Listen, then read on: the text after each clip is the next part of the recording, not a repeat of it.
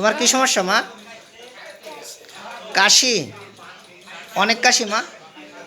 আচ্ছা, তোমার নাম কি মা? আসিয়াতুল মারিয়া।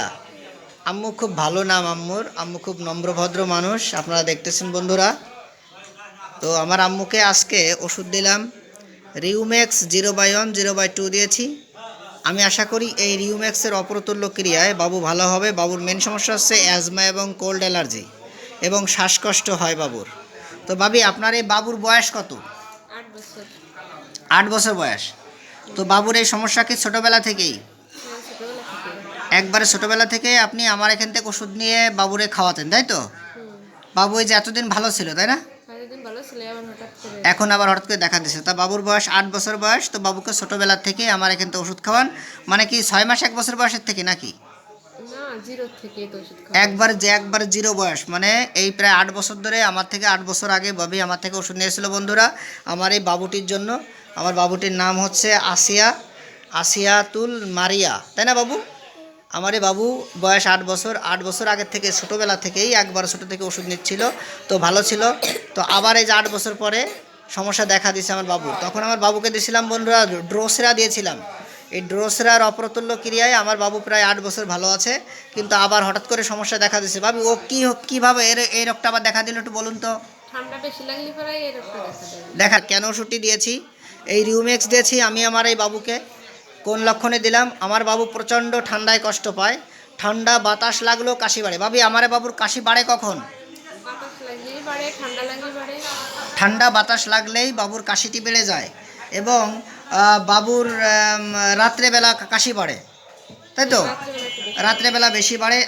আজকে সারা রাত ঘুমাতে পারে নাই বাবু। সকালবেলা ঘুম ভাঙার পরেই কি পায়খানা যাওয়া লাগে? জামা কাপড় খুলে ফেলা হয়, তখন কি ওর বডিতে চুলকায়?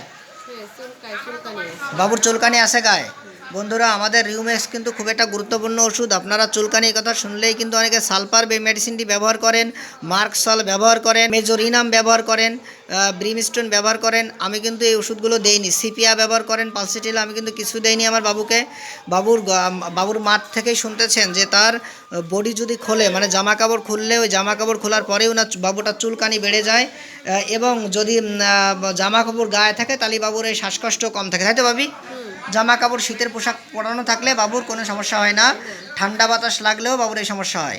আর একটা প্রশ্ন ভাবি, সেটা হচ্ছে বাবুকে যদি গরমকালে জোরে ফ্যান চলে, এই গরমকালে জোরে ফ্যান চললেও কি ফ্যানের বাতাসও কি কাশি বাড়ে? ফ্যানের বাতাসও কাশি বাড়ে।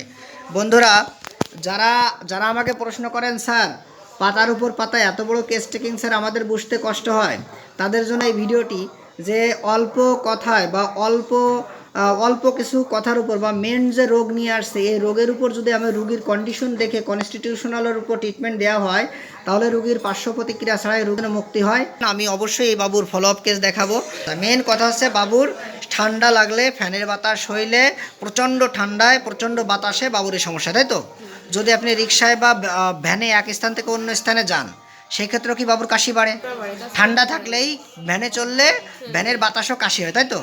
আচ্ছা বাবু, তোমার কাশিটা কেমন একটা দেখাও তো বাবু, আমার বন্ধুরা দেখুক। এইরকম না বন্ধুরা, এটা খুশখুশি কাশি বলা হয়, খুশখুশ করে কাশি, গলার ভিতরে মনে হয় কিছু আছে এরকমের আর কি। তো ঠিক আছে, এই যে আমাদের ফুসফুস যখন ইনফেকশন হয় বন্ধুরা, এখানে ঠান্ডাটা বেশি লাগে।